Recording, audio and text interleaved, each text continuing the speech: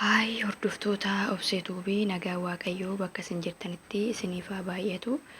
Akkam nagaa keessanii anillee nagaa kooti waaqayyo gooftaaf galannaa ta'u. Har'a meeshaa baay'ee bareedduu baay'ee nu barbaachisu tokko isin agarsiisuun dhufe.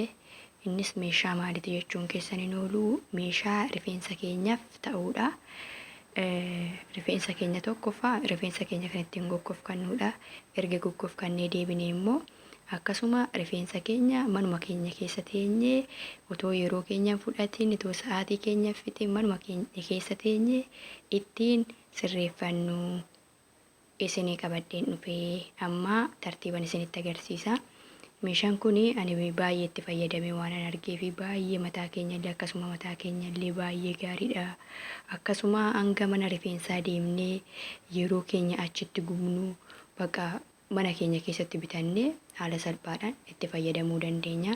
Akkasumallee warri biyyoota Arabaa addaa garaarra jirtanii meeshaa kana yeroo as jirtanii haala salphaadhaan qarshii saantima muraasan bittanii yeroo biyyatti galtanii tokkoffaa yeroo keessan hin qusataa, lammaffaa qarshii keessan qarshii mana mataatti deemtanii mana rifeensatti deemtanii baastan ni qusataa. Kanaafuu meeshaa kana amma asitti bitadhaatii itti fayyadamaan isiniin jedha.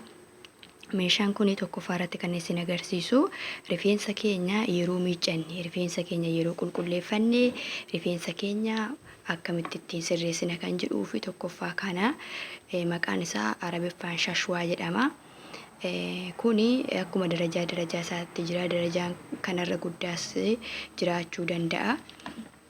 Meeshaan kun kana fakkaata.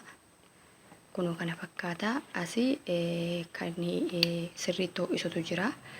Asii immoo kan sirriitti makakkalanyaatti mataa xiqqaadhaa fi kanaaf meeshaa kana yeroo kam gargaaramna. Meeshaan kun yeroo rifeensa keenya qulqulleessinee deebinee ittiin goggofkanna sirriitti ittiin goggogsina jechuudha rifeensa keenya.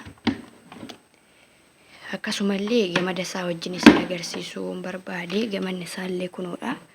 Kana fakkaata jechuudha.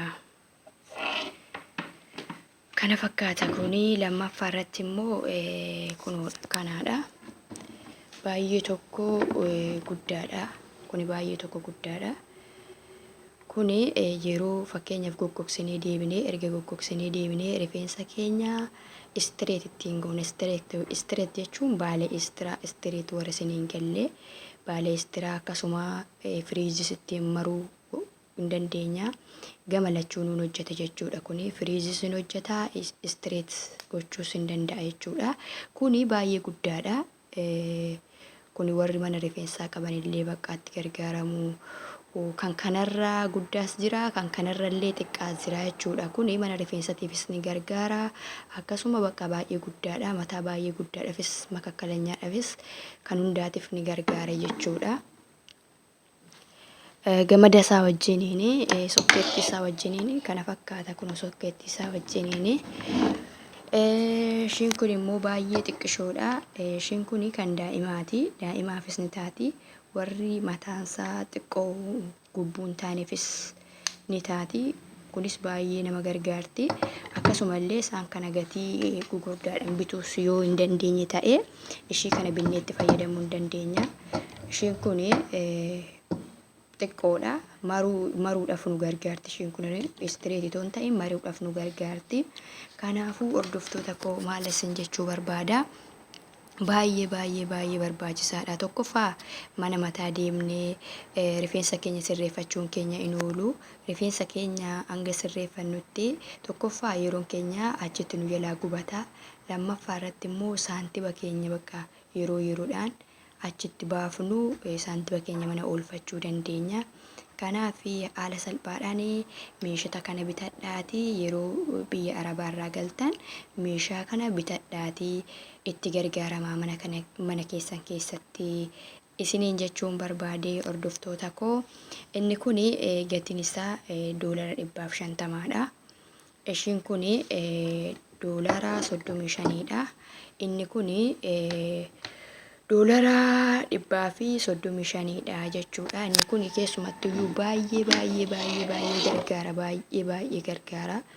bakka guutumaan guututti sirriitti gargaara isiniin jedha. Akkasumallee mana rifeensaa karoora mana rifeensaa banachuu warri barbaadan meeshaa kana bitattanii harkatti qabattanii gara Itoophiyaa yoo galtan haala salphaadhaan gargaaramuu ni dandeessu isiniin jedha hordoftoota koo. Kanumaadha, fayyaa naa ta'aa, baay'een isin jaaladha, galatoomaa. Baay'ee waan isiniin galle immoo na gaafachuu hin dandeessu isiniin jedha. Meeshaa kana waan itti fayyadamee argee faayidaa isaa guutumaan guututti waan hin beekuufiin isiniif qoodee hordoftoota koo. Meeshaan kun kana fakkaata. Isinitti tole, viidiyoon koo isinitti tole, laayikii, sabskiraayib naa gochuu hin dagatinaa. Baay'ee.